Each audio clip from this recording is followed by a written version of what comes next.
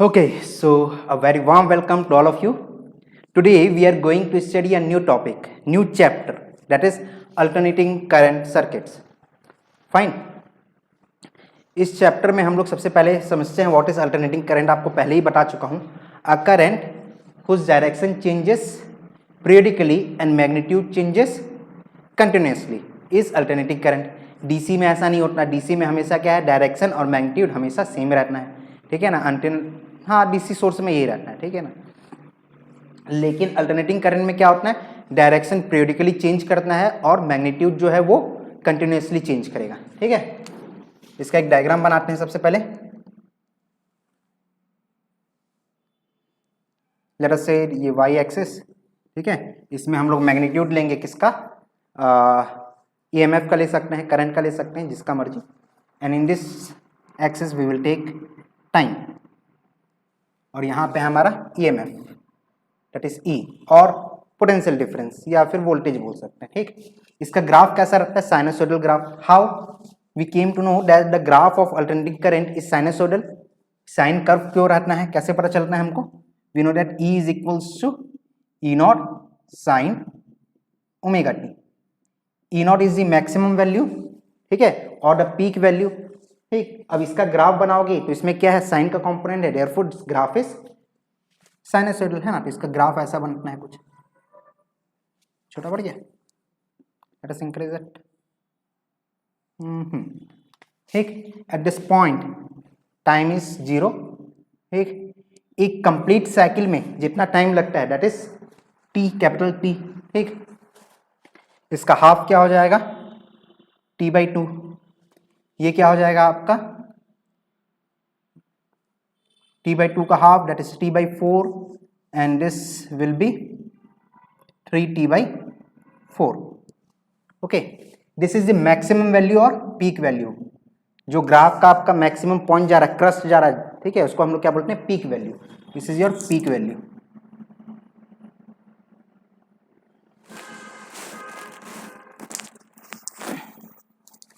Okay.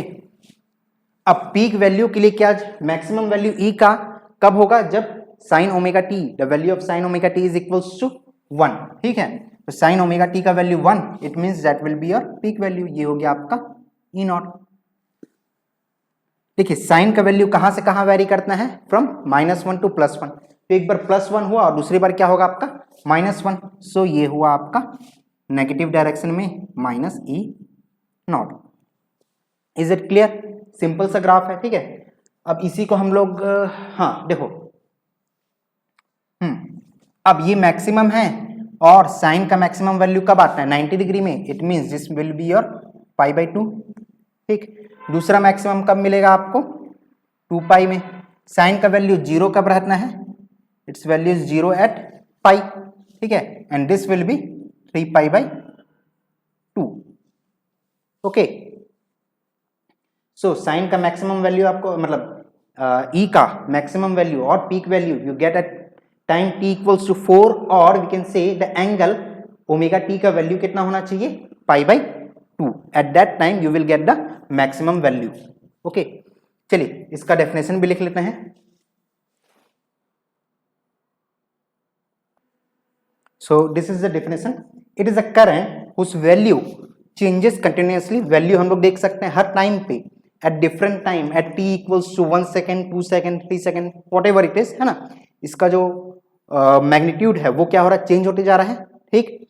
और इसका direction कब चेंज हुआ, नेगेटिव कब हुआ, हाफ साइकिल में. ठीक है. And changes its direction periodically. ठीक है. एक पीरियड के बाद ही इसका क्या होगा, डायरेक्शन चेंज होगा. वो पीरियड क्या है इसका, हाफ. ठीक है. ये कंप्लीट 1 साइकिल है तो हाफ साइकिल में इसका क्या हो रहा है, डायरेक्शन चेंज हो रहा है. ठीक. और मैग्नीट्यूड हम लोग देख सकते हैं, इट इज इंक्रीजिंग. ठीक है. Quarter of a cycle it is increasing, then it is decreasing. Value कैसा हो रहा है, धीरे धीरे डिक्रीज हो रहा है. फिर यहाँ पे इसने क्या हुआ, डिक्रीज होके वैल्यू कितना हो गया, 0. फिर ये इंक्रीज हुआ नेगेटिव साइकिल में, फिर डिक्रीज होते हुए 0 हुआ. फिर आगे ऐसे ही साइकिल चलता जाएगा. ठीक है. And it follows the equation E equals to E nought sine omega t. और we can see that this equation हम लोग एक और इक्वेशन किए हैं, किसमें किए, एसी जनरेटर में किए हैं. याद कीजिएगा, NBA omega sine omega T. This is also an equation. ठीक. अब मान लीजिए इसमें आपको किसका ग्राफ बनाना है, ये तो हो गया आपका पोटेंशियल डिफरेंस एंड टाइम का, ठीक है। And if you want to make a diagram of time and current, ठीक है, तो टाइम और करंट का कैसा बनेगा, इस टाइप से, something like this.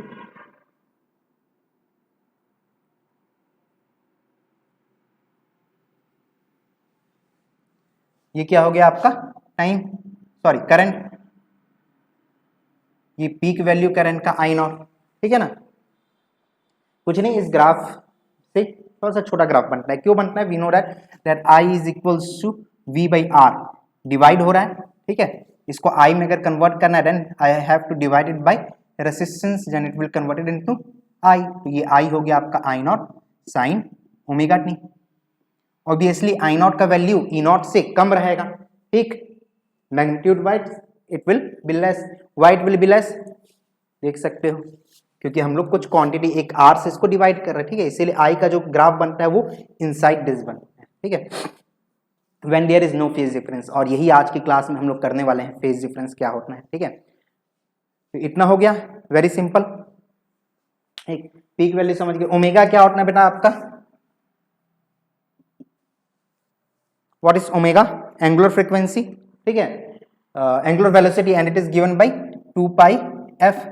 F is your frequency, number of cycles पर सेकेंड, दैट इज एफ, ठीक है। इंडिया में क्या होती है फ्रीक्वेंसी अपना 50 हर्ट्ज का होता है, यहां से हम लोग एफ निकाल सकते हैं, F is equals to omega by 2 pi, ठीक, F is nothing but time, so T is equals to omega by 2 pi, ठीक है ना।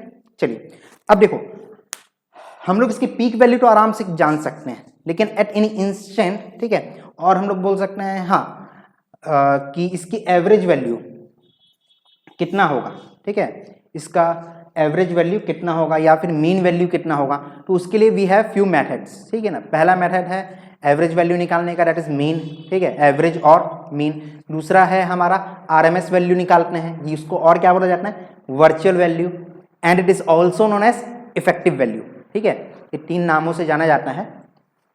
तो ये हो गया, ठीक है। अब इसका मेजरमेंट का तरीका समझिए, how you will measure alternating current, ठीक, कैसे करोगे मेजर, यस, देखिए किसी को मेजर करने का 2 तरीका होता है, एक होता है आपका component method, first is known as component method, and second is effect method,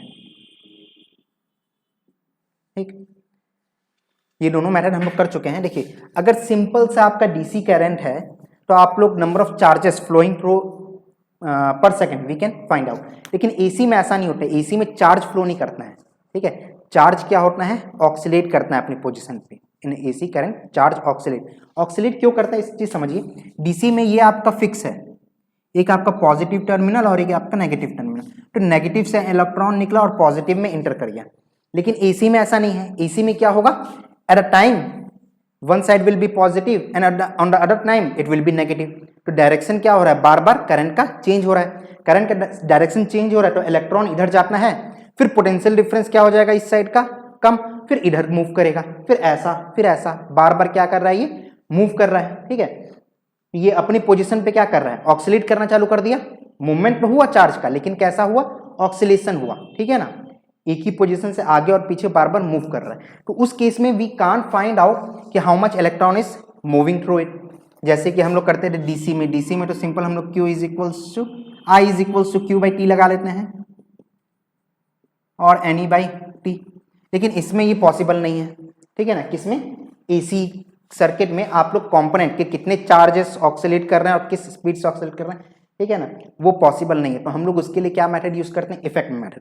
अब इफेक्ट मेथड क्या है समझो, पहले इसको ऐसे समझिए, हम लोग 1 एम्पियर को कैसे डिफाइन किए थे, 1 ampere was defined by the effect, how we have 2 wires, wire number 1 wire number 2। अब इसमें से करंट पास करना चालू करेंगे, ठीक है। अब करंट पास होगा तो क्या होगा, इसमें फोर्स डेवलप होगा, एक वायर दूसरे वायर को अपनी ओर एक फोर्स से अट्रैक्ट करेगा। हम लोग कब तक करंट पास कराते हैं, जब तक कि उसका फोर्स कितना हो, 2 × 10⁻⁷ न्यूटन। जैसे इतना पहुंच गया हम लोग क्या बोले, दिस इज 1 एम्पियर। वैसे ही इफेक्ट, वही है इफेक्ट मिला हमको फोर्स का, तो वैसे ही हम लोग एसी करंट का मेजरमेंट के लिए हम लोग इफेक्ट कैसे यूज करते हैं, हम लोग देखते हैं कि मान लीजिए पानी को गर्म करना है आपको, you have to heat up the water, ठीक है। अब पानी को गर्म करना है, तो हम लोग ले लिए कि डीसी सोर्स जितना गर्म किया 1 मिनट में, ठीक है ना, उसमें जितना एम्पियर करंट फ्लो हुआ, ठीक है, उससे वो हीट प्रोड्यूस किया, मान लीजिए 30 डिग्री सेल्सियस पहुंच गया, ठीक है। अब 30 डिग्री सेल्सियस हम लोग एसी पास करेंगे, और वो सॉरी एसी हम लोग पास करना चालू करेंगे, और वो उतने ही टाइम में मान लीजिए डीसी करंट ने 5 सेकंड लिया, कितना लिया, ऐसा ले लो 5 मिनट लिया, ठीक है ना, और वाटर का टेम्परेचर 0 डिग्री सेल्सियस से 30 डिग्री सेल्सियस ले आया। तो हम लोगों ने क्या किया, एसी का वैल्यू चेंज किया, चेंज करते करते हम लोगों ने एक ऐसा वैल्यू लिया जिसमें 5 मिनट में इसका टेम्परेचर वाटर का कितना राइज हो जाए, 30 डिग्री सेल्सियस, ठीक है। अब इस वैल्यू ऑफ एसी को हम लोग कंपेयर करेंगे डीसी से। हम लोगों ने देखा 2 एम्पियर करंट हम लोग फ्लो करा रहे हैं, तो एसी का भी हम लोग वैल्यू क्या बोले एट दैट टाइम, 2 एम्पियर, ठीक। सो this is the method of effect, ठीक। अब इसी में कर रहेंगे आप आगे का, ठीक है। इतना समझ गए, एक बार कुछ नोट करना नोट कर लीजिए, और else let us move forward. So इसमें first we are going for mean value, पहले हम लोग किस में जाएंगे, मीन वैल्यू में, ठीक। What is the mean value of AC current, देखो एक कंप्लीट साइकिल में what will be the mean value, ये इधर मैं ड्रॉ कर रहा हूं, देखिए दिख रहा है इधर, यस, ठीक है। ये हमारा एसी है, ये पॉजिटिव ये नेगेटिव, तो एक कंप्लीट साइकिल में मीन वैल्यू क्या हो जाएगा, पॉजिटिव नेगेटिव कट आउट हो गया, तो अपने को मीन वैल्यू क्या मिला for a complete cycle, mean value came out to be 0। So what we do is we calculate the mean value for first half cycle, T/2 time period के लिए हम लोग क्या कैलकुलेट करेंगे, we will calculate the mean value, okay. So let us write the definition. So here is the definition, है ना, the average और mean value of an AC is defined as the mean और average value of AC over an half cycle, किसके लिए हम लोग define कर रहे हैं, हाफ साइकिल के लिए, ठीक है, is defined as that value of DC current or steady current which would send the same amount of charge through a circuit, circuit से उतना ही अमाउंट ऑफ क्या चार्ज फ्लो करेगा, ठीक है, कौन फ्लो करेगा, आपका DC through a circuit for half the time period, full time period के लिए नहीं लेंगे, कितने के लिए, हाफ के लिए लेंगे, period of an AC as is sent by the AC through the same circuit, circuit same है हमारा, सर्किट चेंज नहीं किए हैं, under the same condition and time, जैसे मैं आपको पहले समझाया था वही चीज है, बस इसका लिटरेचर यहां आपको बोर्ड में दिख रहा है, ठीक है, क्लियर है, ठीक है। आपको उतना ही अमाउंट ऑफ वर्क करके देना है, किसको, डीसी को, जितना अमाउंट डीसी किया, ठीक है, उसका हाफ टाइम लिए, और उस हाफ टाइम में एसी के हाफ साइकिल ने जितना काम करके देगा वो हमारा क्या कहलाएगा, एवरेज और मीन वैल्यू, ठीक है। अब इसका जो डेरिवेशन है वो यहां से चालू होता है, let the instantaneous value of an AC at any particular time is given by the equation I equals to I not sine omega T, ठीक। अब एवरेज वैल्यू क्या होता है, किसी का भी एवरेज निकालने का तरीका, टोटल चार्ज सम होता है, याद कीजिए क्या रखना है, हम लोग सम लेते हैं, ठीक है।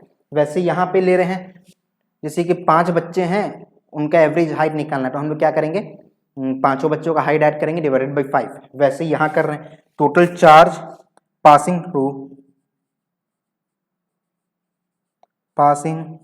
थ्रू द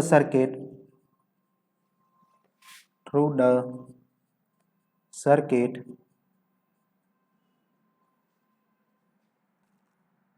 ड्यूरिंग टाइम कितना, T/2 डिवाइडेड बाय T/2, जो भी टाइम के लिए आप लोगों ने क्या किया, चार्ज को फ्लो कराया, ठीक है, that is now we know that. अच्छा, उससे पहले एक चीज और देख लीजिए, I is equals to Q/T for a very small time, ठीक है, dt टाइम के लिए what will be the charge will be I multiplied by dt, तो टोटल चार्ज हमारा हो गया फॉर्मूला यहाँ पे, ठीक। हाँ, एक चीज और इसमें जरूरत पड़ेगा, दैट विल बी T/2 का value, see omega is equals to 2 pi f, और in place of f I can write by t, ठीक, और we can write t by 2 is equals to pi by omega, ठीक, ये एक value use होने वाला है, एक वैल्यू इसका यूज होगा, ठीक है ना। चलिए ये दोनों वैल्यू को हम लोग यहाँ पे सब्स्टिट्यूट करते हैं, ठीक, ये dt टाइम के लिए था, तो कंप्लीट टाइम के लिए क्या हो जाएगा आपका integration, so I average is equals to integration of total charge that is I dt by time t by 2 and t by 2 can be written as pi by omega। अब limit क्या होगा from time t equals to 0 से t equals to t by 2, ठीक है ना। Now let us substitute the value of i from the equation this i is equals to I not sine omega t, ये आपका हो गया I nought integration of I not sine omega t, ये आपका pi and this is omega. See t by two is also equals to pi by two, तो हम लोग इस लिमिट को भी चेंज कर सकते हैं, मल्टीप्लाइड बाई डी टी, और ये हो गया पाई बाई ओमेगा, ठीक है, इतना सही होगा, सही। Let us see again, see I naught is constant because it is peak value, its value is not going to change, ठीक है, किसी भी एक साइकिल के लिए I naught का value will be a constant thing, so we can take it out again, omega multiplied by I naught divided by pi। now what is the integration of sin omega t? the integration of sin omega t is, बोलो this is minus times of cos omega t divided by omega, and its limit is 0 to pi by omega। this omega and omega is cancelled out, this minus we can take it out, so I may write the equation as I minus times of I naught by pi and cos omega t, limit is from 0 to pi by omega। Clear, बहुत simple सा।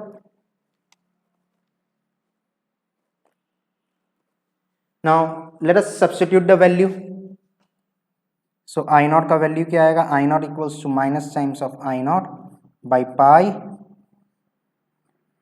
cos omega t, omega multiplied by pi by omega minus cos omega multiplied by 0, cos 0 is 1 minus I naught by pi, omega is cancelled out। what is the value of cos pi?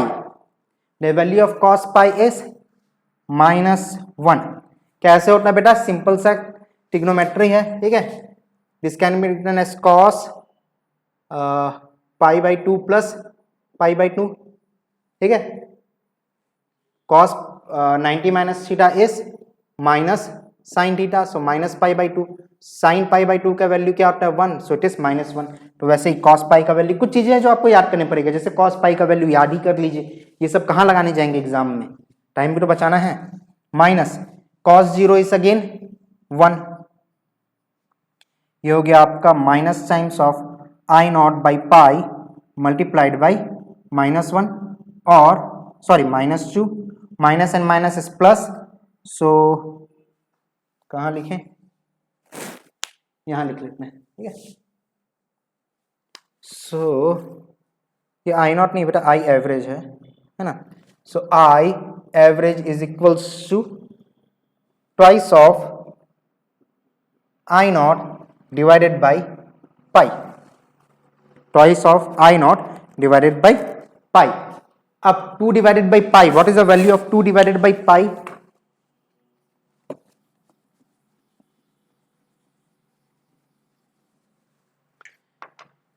just do a simple mathematics, 2 divided by 22 by 7 multiplied by 7 into I naught, 14 to 11, 7 divided by 11 is something 0.637 I naught, 7 divided by 11 is something 0.637 637 I not, ठीक है। तो ये हमारा value आ गया। अब now what is the average value? So this average value is 0.637 times of maximum value of current, ठीक है ना। या फिर ऐसा बोल सकते हो the average value of AC current is it's 63.7% of the peak value. Peak value का कितना परसेंट? 63.7%। मतलब मान लीजिए ये इसका पीक वैल्यू था 10 एम्पियर, ठीक है। तो इसका जो एवरेज वैल्यू आएगा that will be something 6.3 ampere, ये ऐसा, ठीक है ना, हाफ साइकिल में। बस नेक्स्ट हाफ साइकिल का अगेन, ठीक है ना, माइनस टाइम्स ऑफ 6.3 एम्पियर ऐसा, ठीक है। ओवर वैल्यू 0 हो गया, इसीलिए हम लोग क्या करते हैं हमेशा मीन वैल्यू में हाफ साइकिल का ही कैलकुलेशन करते हैं। See this question may be asked in your exam that why the mean value is calculated only for first half cycle, why it is not calculated for complete cycle in AC current. So the answer is for complete cycle its mean value will become 0 because for the first half cycle it will be positive and for the next half cycle it will be negative. So positive and negative it will become 0, ठीक है। तो ये simple सा calculation था, ये है आपका I average, ठीक है। अब I एवरेज के बाद आपको अगर मान लीजिए E एवरेज निकालना है तो कैसे निकालोगे? रेसिस्टेंस से डिवाइड कर दीजिए, ठीक है ना, V equals to I R to V by R, हाँ नहीं सॉरी, रेसिस्टेंस से मल्टीप्लाई कर दीजिए, दोनों साइड को रेसिस्टेंस से मल्टीप्लाई कर दीजिए तो क्या हो जाएगा? I multiplied by R is V, तो ये हो जाएगा आपका V और V में से E, this is equals to 0.637, I not multiplied by R will be E not, ये आ गया आपका पीक वैल्यू, सॉरी EMF का भी वैल्यू, ठीक है। तो EMF और करंट दोनों क्या होता है, पीक वैल्यू का कितना परसेंट रहेगा? It will be 63.7%। Clear, very simple.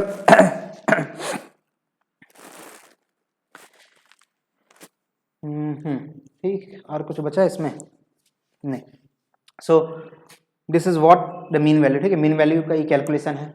Now there is another and that is RMS value. अब RMS वैल्यू को हम लोग प्रीफर क्यों करते हैं? उसका रीजन है RMS में क्या होता है, स्क्वायर होता है, ठीक है। अभी हम लोग देखेंगे डेरिवेशन में, RMS में क्या होगा, स्क्वायर होगा, और किसी भी नेगेटिव वैल्यू का स्क्वायर क्या हो जाएगा, positive.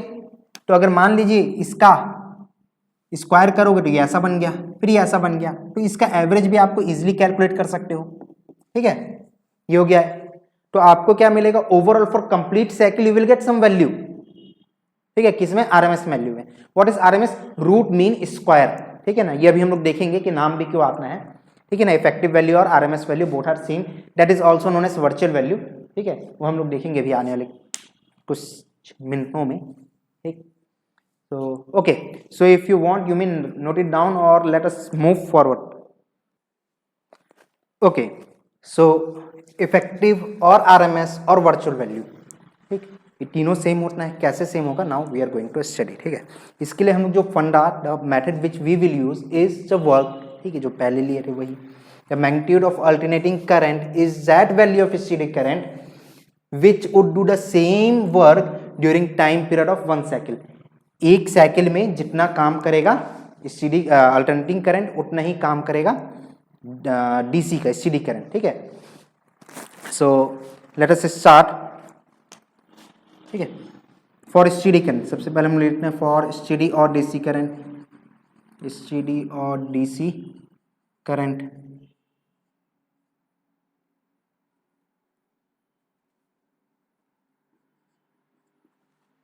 What is the work done?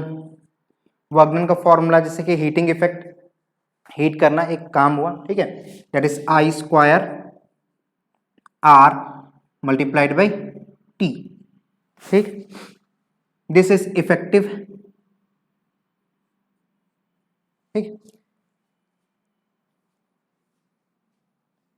इसको ले लिए I इफेक्टिव EFF, ठीक। अब for alternating current,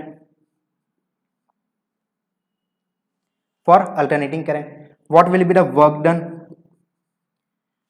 C alternating में करंट का वैल्यू चेंज होना है कंटिन्यूसली, तो हम लोग एक बहुत ही स्मॉल सा ले लिए इसको, ठीक है ना। इंटीग्रेशन का मेथड यूज कर रहे हैं, समेशन लगाएंगे, ठीक है। इसमें आपका करंट कितना था I1 और टाइम क्या है dt, अगेन dt टाइम लिए उसके बाजू में, और यहाँ पे जो करंट का value that is I2 change हो रहा है, ठीक है। पॉइंट साइज का है ये, ठीक। So it is I1 square R multiplied by dt पहला, ठीक, plus I2 square R multiplied by dt plus I3 square R multiplied by dt plus dot dot dot आखिरी वाला करंट क्या, IN square R multiplied by dt, ठीक। इतना clear, clear है? Yes sir clear है। इसको मिटा दें, नाउ सी, दोनों में काम क्या हो रहा है, सेम हो रहा है, सेम अमाउंट ऑफ वर्क, ठीक है ना। It means we can equate this to, so let us equate it, I effective square R multiplied by, let us say the total time is small t, रहने दीजिए, ठीक है ना, is equals to I1 square plus I2 square plus dot dot dot plus IN square whole multiplied by R multiplied by dt, ठीक। See this R and R is cancelled out. अब what is dt, हम लोग कितने लिए हैं, n लिए हैं, means n multiplied by dt will be your t, so dt can be written as t by n, this dt can be written as t by n, how, so एक dt, ठीक है ना, कितनी parts में हम लोग divide किए, n parts में डिवाइड किए, तो आप n टाइम्स अगर dt को ऐड करोगे तो what you will gate n dt, ये आपको एक कंप्लीट टाइम दे रहा है उस साइकिल का, कंप्लीट टाइम कितना, स्मॉल t, ठीक है। आप चाहें तो हो सकता है बुक में यहाँ कैपिटल T दिया हो, हम लोग स्मॉल t अब ले लिए हैं डेरिवेशन में, तो ले लिए हैं, ठीक है। So we can substitute this value, so I effective square multiplied by t is equals to I1 square plus I2 square plus dot dot dot plus IN square multiplied by, in place of dt I can write t divided by n, this t is and t is cancelled out, so I effective is equals to root time of I1 square plus I2 square plus dot dot dot IN square whole divided by n। अब इस equation को देखिए, ये कौन सा method है, हम लोग क्लास 11 पर हैं, this is nothing but mean निकालने का कौन सा मेथड है, रूट मीन स्क्वायर मेथड, ठीक है। रूट मीन निकाल रहे हैं, किसका, स्क्वायर का मीन निकाल रहे हैं, डिवाइडेड बाई n जितने भी हैं, ठीक है। That's why this method is also known as IRMS, root mean square method. This is also known as virtual, ठीक है, वर्चुअल वैल्यू भी इसी को बोला जाता है। वर्चुअल क्यों बोलते हैं वो हम लोग आगे जाके करेंगे, ठीक है। एक्चुअल में ऐसा नहीं है, एक्चुअल में आपको ऐसा नहीं मिलता, मतलब हम लोग इसका ग्राफ बनाएंगे तो हमको ग्राफ में कुछ ऐसा मिलेगा, ठीक है। ये आपका रियल है, ठीक है, और ये आपको ऐसा मिला, क्या मिला आपको, ये स्क्वायर, इसका स्क्वायर हो गया तो ये इस टाइप से आ गया है ना, ये हमको मिल रहा है, ये जो वैल्यू है इसके अंदर में, this is our I effective और IRMS। वर्चुअल इसीलिए बोले क्योंकि रियल में ऐसा नहीं है, ठीक है, that's what is known as virtual, ठीक। अब चलिए, now we will go for the calculation of RMS value, ठीक है, RMS वैल्यू का कैलकुलेशन पहले मिटा दिया जाए। सो कैलकुलेशन ऑफ इफेक्टिव और RMS value of AC। So let us go for the calculation of effective or RMS value, ठीक है। Now what is the work done, work done by AC for one cycle, ठीक है। Instantaneous is I, ठीक है, I, हाँ I square R dt होना है ना, I square R into d t, इसका इंटीग्रेशन फ्रॉम 0 टू t। एक साइकिल में टाइम पीरियड कितना लगा, t, so its lower limit is 0, upper limit is t, ठीक है। And work done is I square R multiplied by dt। Now what is the value of I? I is equals to I not sine omega T. ठीक, so we can substitute this value as in place of I we can write I naught sin omega t multiplied by r multiplied by dt, इसका square और यहाँ इसका square. ठीक है, from 0 to t. Let us take out the constant value. Peak value is constant. Resistance of the circuit is again a constant value. So I square r can be taken out. So I naught square multiplied by r is taken out. See, for integration of sine square omega t, I will use an expression of trigonometry, and that expression is sine square theta equals to 1 minus cos theta divided by 2. ठीक है, sine square theta का value क्या? 1 minus cos theta divided by 2. तो sine square omega T का value क्या हो जाएगा आपका? 1 minus sine square omega T 1 minus cos 2 theta होता है. Yes, cos 2 theta. So 1 minus cos twice of omega T divided by 2 integration dt. ठीक, now let us integrate it. I naught square is taken out in bracket 1 by 2 into dt is simply, अच्छा चलो लिख दें, क्या लिख देते हैं, 0 से t 1 by 2 dt minus cos 2 omega t divided by 2 multiplied by dt.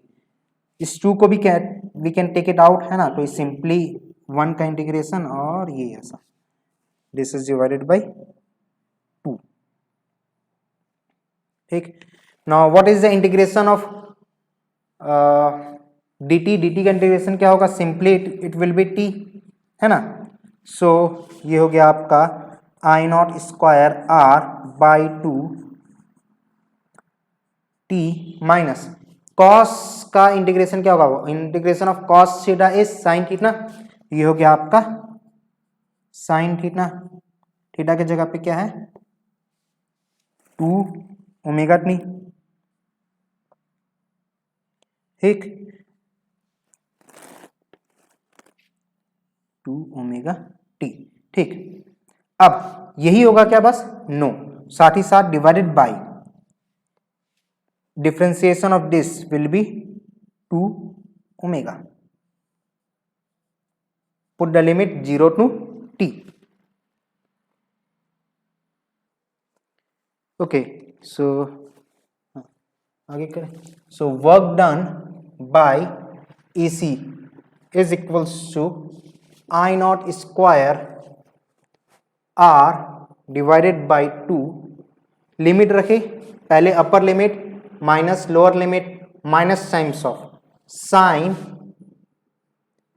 2 omega multiplied by t by 2 omega minus sine 2 omega multiplied by 0 divided by 2 omega. This some becomes 0 और लिखें I nought square r by 2 multiplied by t minus sine 2 omega. Omega का value क्या होना है? 2 pi by t multiplied by 2 pi by t, ये capital T divided by 2 omega minus sine 0. t and t is cancel out. Sine 4 pi 2 multiplied by 2 is 4. Sine 4 pi का value कितना होगा? 0. सो एक complete term का value कितना हो गया? 0. और साइन 0 का वैल्यू 0 ही होना है. ठीक है ना. Sign 2 pi value 0, sign 4 pi का वैल्यू 0, साइन 0 का भी वैल्यू क्या होना है? 0. ठीक, तो यह हमारा इक्वेशन जो बचा वो बचा I nought square r multiplied by t divided by 2.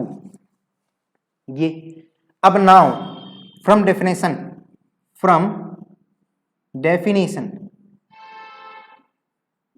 हमको क्या बोलना है कि this value is equal to the work done by the steady current. ठीक है, और उसका वर्क डन का फॉर्मूला क्या होना है?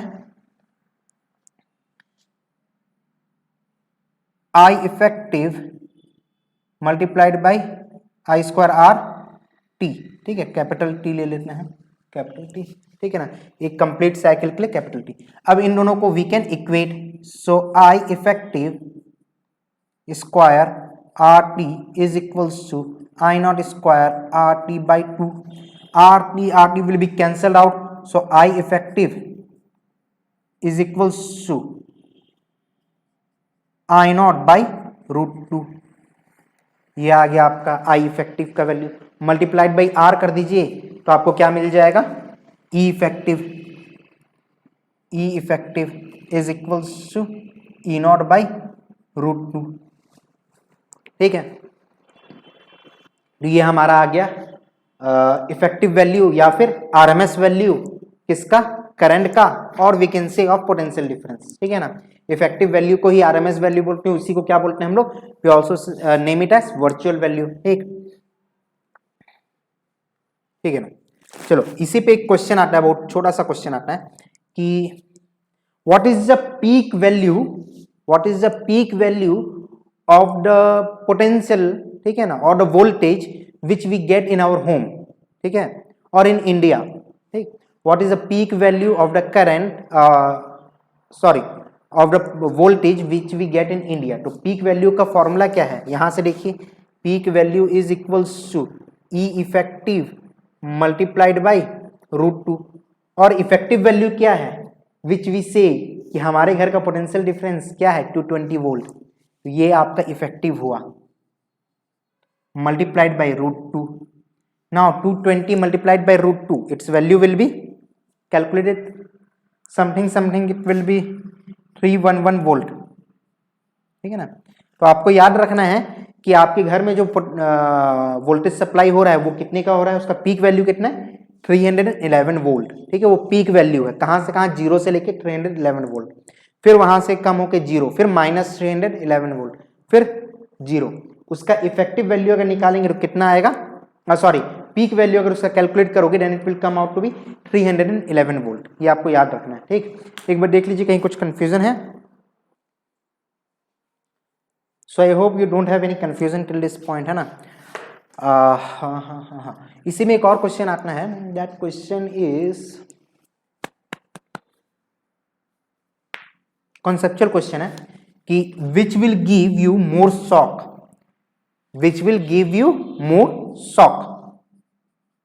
झटका किस में ज्यादा लगेगा, अ डीसी ऑफ 220 वोल्ट और एन एसी ऑफ 220 वोल्ट। बहुत लोग के दिमाग में होगा सर एसी तो आपको मारेगा और छोड़ देगा करंट, ठीक है, ऐसे लगा और हट गया क्योंकि 50 टाइम्स इवॉल्व हो रहा है। डीसी क्या है आपका, कंटिन्यूअस है। सो द आंसर इज बेटा सी। आपको दो तरीके से समझना है इसको, दोनों, ठीक है, दो पहलू है, दोनों को समझना। हमारे जो फ्रीक्वेंसी वो 50 हर्ट्ज का है, मीन्स एक सेकेंड में वो कितने साइकिल्स कंप्लीट कर रहा है, 50 cycles, means 50 times it will give you shock, ठीक है ना। So it is almost in 1 second, so it is almost a continuous curve, ठीक है ना, आपको लगेगा कंटिन्यूअस है।